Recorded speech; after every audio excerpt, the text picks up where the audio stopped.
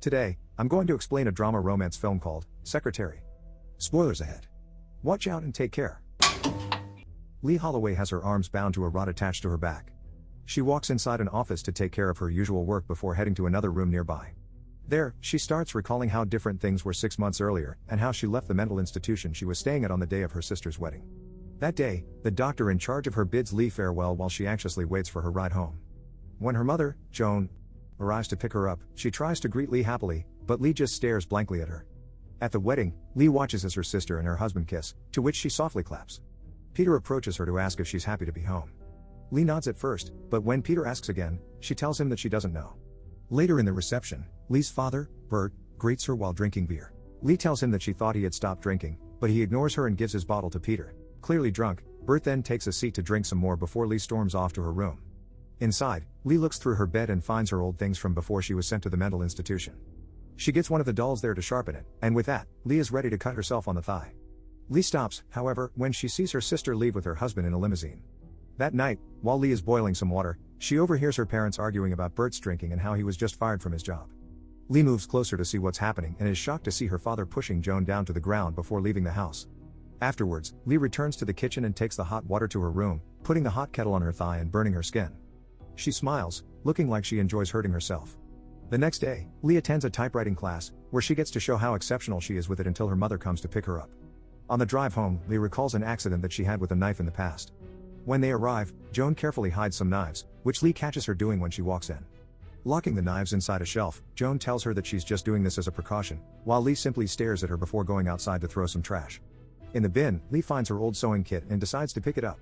While taking the kit, she also spots a newspaper page with job ads, so she takes it as well before returning inside.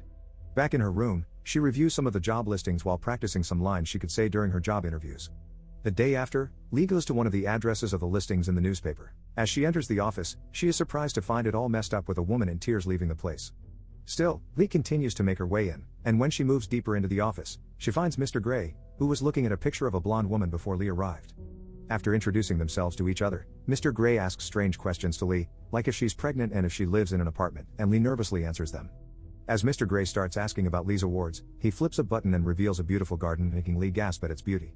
After that, Lee gives her typing scores to Mr. Gray, who's dialing on his phone and asking Lee for a cup of coffee. Lee does as she's told and moves to the pantry to get Mr. Gray's coffee, accidentally drenching herself in the process when she tried to refill the water dispenser.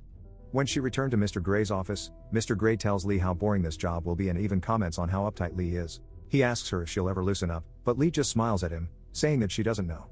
The phone suddenly rings, and Mr. Gray tells her to just ignore it before instructing her to put less sugar in the coffee next time. With that, Lee heads over to Joan's car, announcing to her mother that she got the job. When they arrive home, Lee relaxes in her bath and practices lines she would say at work. The following morning, Lee starts her first day at Mr. Gray's office. She runs errands for him, organizes his paperwork, sends files to his partners, and holds things for him. Afterwards, Lee stares inside Mr. Gray's room, watching him tend to the flowers in the garden before finally entering to leave some donuts for him. Mr. Gray mentions that he threw some notes away, and Lee offers to look for them in the garbage. The two stare at each other for a second before Lee leaves. As Lee searches through the garbage, Mr. Gray curiously stares at her from his window. Once she found the papers, she walks outside first and finds Joan there waiting for her. Lee tells her mother that she's staying there for 5 more hours, and Joan promises to wait before Lee heads back to Mr. Gray's room. He dismisses Lee when she tried handing over the papers to him, saying that he already found copies of them, and instead, he orders Lee to do more things. Though she tries her best to do them all, she ends up struggling while trying to set up a mousetrap by a chair. Mr. Gray starts checking her out, and Lee catches him. They lock eyes and stare at each other again before the phone rings by the front desk. Later, Lee is tending to her wounds from earlier when Mr. Gray sees her. Embarrassed, Lee stops and packs her things up while Mr. Gray watches by the door before leaving. After work, Lee and Joan talk about Lee's day, and Joan mentions that Peter called her, making Lee smile. Later, Lee meets up with Peter in a nearby laundromat. When they start talking about being in relationships, Lee chugs down a glass of wine. Shortly after, the two are talking about how much they've both changed since high school when Mr. Gray suddenly enters the laundromat. He notices Lee and Peter talking about underwear before they start kissing. Mr. Gray quickly looks away and returns to his car. At work the next day, a frustrated Mr. Gray storms to Lee and hands her a letter with 3 typing errors in it. Embarrassed, Lee apologizes, but Mr. Gray still gives her an earful before ordering her to retype it and get it right. Throughout the day, Lee tries to fix her mistakes, but she ends up redoing her letters repeatedly, frustrating her as she anxiously works on them again. By the end of the day, Lee goes to Mr. Gray's room and submits another letter for him. Mr. Gray ignores this at first in favor of ordering her to make a bill for a woman outside. But suddenly, he notices a tear in Lee's skirt, so he starts lecturing her, scolding her for the disgusting way she dresses and for her incessant fidgeting from her hair playing to her constant sniffing. Lee heads to the pantry, where she practices how she'll thank Mr. Gray for his suggestions since she's trying to be the best secretary for him. But when she's about to return to his office, she stops upon hearing him screaming and scolding someone else for their typing job. She then returns to the front desk, anxiously sitting there and playing with her hair. Later, after leaving the office, Lee goes to Peter's house, where the two are together with Peter's parents. The next day, Mr. Gray calls Lee to his office, then tells her to pick up the phone. Lee is confused since there is no ringing coming from it, but Mr. Gray suddenly starts making ringing noises, making Lee answer the phone. Mr. Gray then points out that Lee should have a bigger voice and that she should sound more confident in herself when she speaks. He then asks her to sit with him by his couch and asks if she's been on a date recently. Lee says yes, telling him that she was with Peter. When Mr. Gray asks if they've slept together, Lee laughs the question off and answers with no. They then talk about shyness and how it shouldn't stop them from opening up to each other before Mr. Gray starts asking about Lee's wounds and the sewing kit she always has. This takes Lee aback, and she only tells him that she's shy. Still, they laugh before Mr. Gray offers her some hot chocolate. As she drinks, Mr. Gray asks her why she hurts herself. When Lee says she doesn't know, he asks if it's because she needs to see proof of the pain she's feeling inside to remind her that she's really here, and if it's because watching the wound heal is comforting. Still surprised, Lee agrees with him, and he starts telling her that she will never hurt herself again. It's in the past now. Lee nervously nods her head and agrees yet again. He instructs her to leave work early, walk home, and breathe in the fresh air since she's a grown woman. Before leaving, Mr. Gray takes a photo of Lee as she smiles and laughs, now looking looser and more relaxed. As she leaves work, Lee tells her mother that she'll be taking walks from now on. Speaking to herself, she realizes that she's never walked alone before and that she's beginning to feel something for Mr. Gray. The next day at work, Mr. Gray angrily scolds Lee over a spelling mistake, making Lee sniffle again. Hearing this, Mr. Gray demands Lee to go to his office, and there, he orders her to read her letter on the table while she's bent over. When Lee says she doesn't understand, Mr. Gray asserts that there's nothing to understand before repeating his instruction. As she starts reading, Mr. Gray suddenly smacks Lee on her bottom, making her stop and stare at him in shock. Mr. Gray tells her to continue while proceeding to smack her as she reads the rest of the letter. When she finishes, Mr. Gray orders her to read the letter again, but this time, he's smacking her more. Lee seems to like what Mr. Gray is doing until he suddenly stops, bending over near her and laying his hands close to hers. As the two breathe heavily, Lee entwines her pinky with Mr. Gray's, but he tells her to straighten herself out before getting back to work. As she leaves Mr. Gray's office, a steamy Lee thinks about what just happened. Before returning to the front desk, Lee looks at her rear, which is now bruised up from Mr. Gray's spanks. Still, Lee looks more aroused than she is in pain, and with that, she returns to her station. Lee submits her letter to Mr. Gray, who then visits her while she's scanning some files, to tell her that she did well, making Lee smile. At home, Lee tells her mother that she could remove the lock on the cabinet now. The morning after, Lee throws her old stuff into the river, letting go of her past, before making her way to Mr. Gray's office. Throughout the day, Mr. Gray orders Lee around, making her do outrageous things while she willingly submits herself to all of Mr. Gray's orders. Later in the night, before Lee sleeps, she touches herself while thinking of Mr. Gray being with her. As she's doing it, she suddenly sees a picture of Peter, but she puts it down and lets her thoughts drift back to Mr. Gray. The next day, while Mr. Gray's speaking with a client on the phone, Lee spots a mistake on a letter she's working on. She thinks about erasing it, but she decides against it, wanting Mr. Gray to spot it. When she comes up to him, Mr. Gray ignores her in her attempts at seducing him. Annoyed, Lee moves back to her station. Later, before Lee leaves for home, she asks Mr. Gray if he needs her to do anything else. Mr. Gray tells her that she's good for the day, and Lee heads back home, frustrated. The morning after, Lee is hanging out with Joan and some friends when someone called Joan, telling her that Bert has been confined to the hospital. Rushing to see Bert, Joan cries when she sees her husband in bed while Lee leaves for Mr. Gray's house instead. When she arrives, Mr. Gray is surprised to see her there and Lee stammers, trying to tell him how she feels, but she ends up making an excuse about a letter needed the next day. Mr. Gray just plays along, thanking Lee for reminding him before turning her away.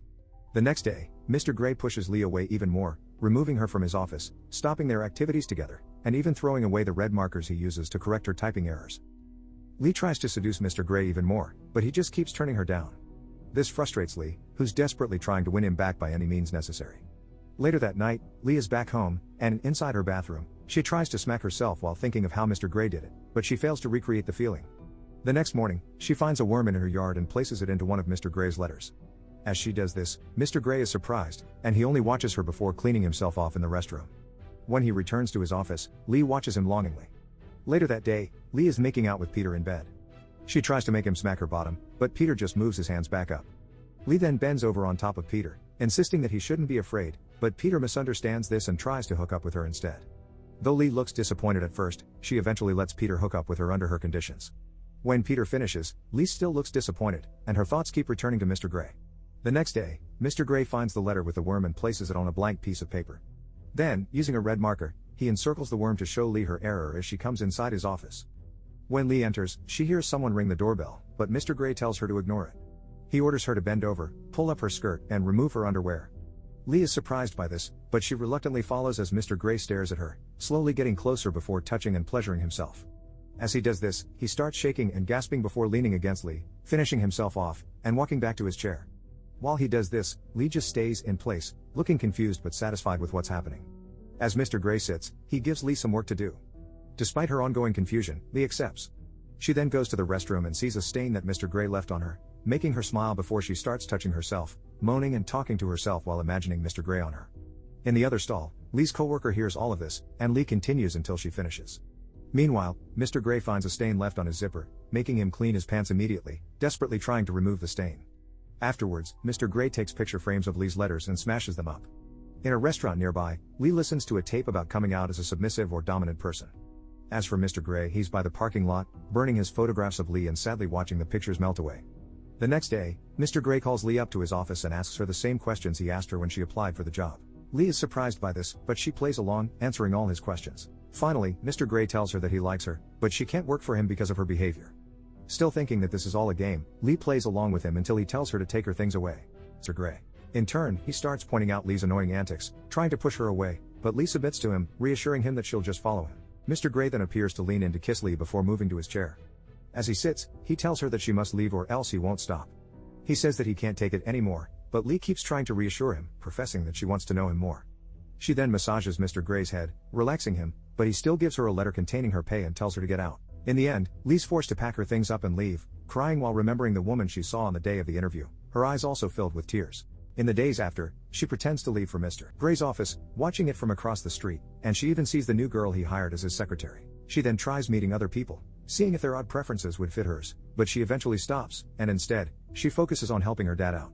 Later, Peter proposes to her. She says yes, not because she wanted to marry him, but because she didn't have any other choice. As she tries on her wedding dress, she suddenly removes her veil to stare at herself in the mirror. Lee then storms off, leaving her engagement ring on a table as she runs to Mr. Gray's office.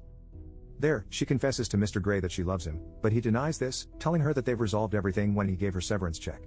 Lee keeps reiterating her love for him until Mr. Gray orders her to keep her palms on his desk, keeping her there until he returns. Lee obeys, waiting for Mr. Gray while he watches her from outside.